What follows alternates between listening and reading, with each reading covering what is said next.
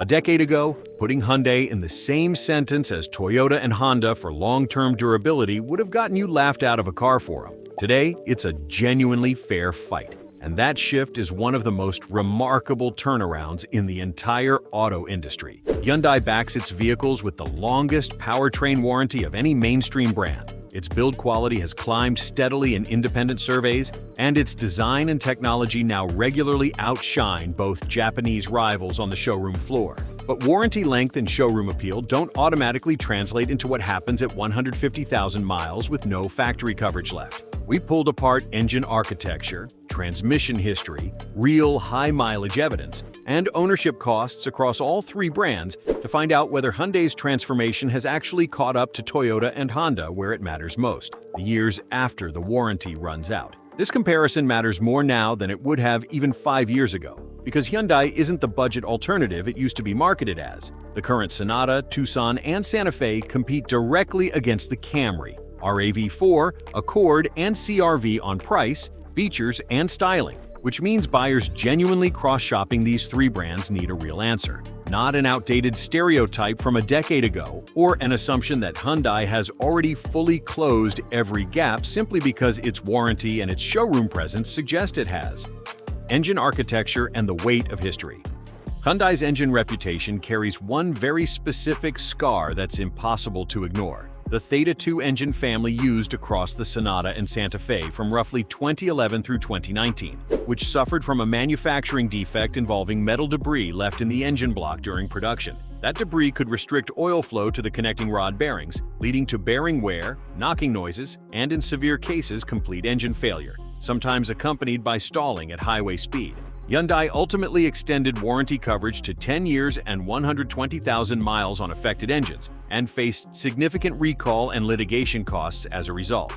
It's a serious black mark, but it's also worth noting that Hyundai's response, extending coverage well beyond the original warranty and covering owners who had already paid for repairs out of pocket, was more generous than how some competitors have handled comparable issues. More importantly, Hyundai has moved past that specific defect in its current engine lineup. The Smartstream engine family that has replaced Theta II across most of Hyundai's current models uses revised manufacturing processes and has not shown the same pattern of bearing failures in the years since its introduction, though it's still relatively young compared to Toyota and Honda's decades-proven engine families, meaning the true long-term verdict on Smartstream engines is still being written in real time by early adopters. It's worth being precise about what the Theta II saga actually demonstrated, because it wasn't a fundamental design flaw so much as a manufacturing quality control failure at a specific point in time. That distinction matters for assessing Hyundai's current lineup. A design flaw tends to persist across an entire engine family regardless of when it was built,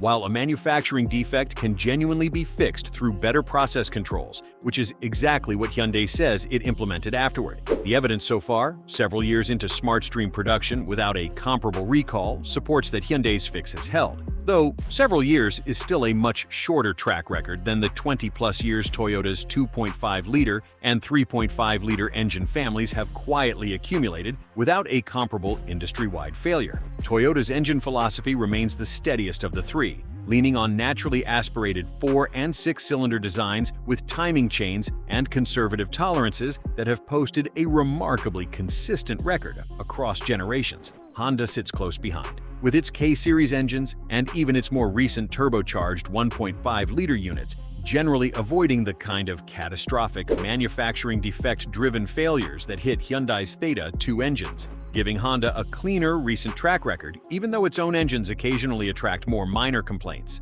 like oil dilution in colder climates on early 1.5T applications. Transmission reliability. Across a widening gap, Hyundai's transmission story mirrors its engine story in some ways. Real problems in the past, meaningful improvement more recently, but not quite the decades-deep track record Toyota and Honda have built. Hyundai's dual-clutch transmissions used in earlier Veloster and Elantra GT models drew complaints about hesitation and rough shifting at low speeds, particularly in stop-and-go traffic, prompting software recalibrations and, in some cases, clutch pack replacements under warranty. Hyundai's conventional automatics, used more broadly across the Sonata, Tucson, and Santa Fe, have generally performed better and drawn fewer complaints than the dual-clutch units. Toyota's transmissions continue to be the category's steadiest performer, with conventional automatics, and well-tuned CVTs that rarely generate the kind of forum threads, and recall notices that dual-clutch and early CVT designs from other manufacturers have produced. Honda's CVTs land in a similar position to where Hyundai's dual-clutch units sit, generating a real but relatively contained set of complaints in early production years, mostly resolved through extended warranty coverage and revised software. While Honda's traditional automatics in models like the Accord and Pilot have a cleaner history overall. For a used car buyer weighing these three, the transmission conversation increasingly comes down to knowing exactly which transmission a specific model year and trim uses, rather than relying on brand reputation alone. A Hyundai Sonata with a conventional automatic from a recent model year carries meaningfully less transmission risk than an older Veloster with the early dual-clutch unit, and lumping every Hyundai into one reliability bucket does the brand's genuine recent improvement a disservice. The same logic applies in reverse to Toyota and Honda. Their reputations are strong on average, but a specific transmission generation with known issues, however rare, is still worth checking before buying rather than assuming the badge alone guarantees a clean history. Build quality and independent reliability surveys. This is where Hyundai's improvement is most visible in hard data rather than anecdote. Independent dependability studies that track problems per 100 vehicles over a vehicle's first few years of ownership have shown Hyundai closing the gap with, and in some specific model years, even outperforming both Toyota and Honda, a genuinely remarkable shift for a brand that spent decades near the bottom of those same rankings. Hyundai's newer factories, tighter quality control processes, and heavier investment in supplier oversight have all contributed to this climb. It's a genuinely different company making cars today than the one responsible for the reliability complaints of the early 2000s, and even the Theta II era. Hyundai's Alabama and Georgia manufacturing plants have brought production closer to its North American customer base and under tighter direct oversight than the brand's earlier reliance on imported vehicles allowed. And that operational shift shows up in the quality control data as clearly as any single engineering change has. The important caveat is that most of these studies measure early ownership, typically the first 3 years, when a warranty is still active and problems get fixed rather than accumulate. Toyota and Honda's advantage has always been less about the first 3 years and more about years 6 through 15, when a well-built car with simple, proven components keeps running while a more complex or newer design starts revealing its weak points. Hyundai's early ownership scores now genuinely rival its Japanese competitors, but the long-term data on Hyundai's most recent engine and transmission generations simply doesn't exist yet in the same volume that Toyota and Honda have accumulated over decades of nearly unchanged engineering philosophy. There's also a selection effect worth acknowledging. Early ownership surveys capture a snapshot of vehicles that are, almost by definition, still under warranty and still receiving dealer-level attention to any developing issue. The vehicles that reveal a brand's true long-term character are the ones still on the road, still being driven daily, 10 and 15 years after purchase, with no warranty safety net left. Toyota and Honda have millions of those vehicles to point to. Hyundai, even with its impressive recent quality gains, is only now starting to build that same body of evidence at scale. Real-world high-mileage evidence.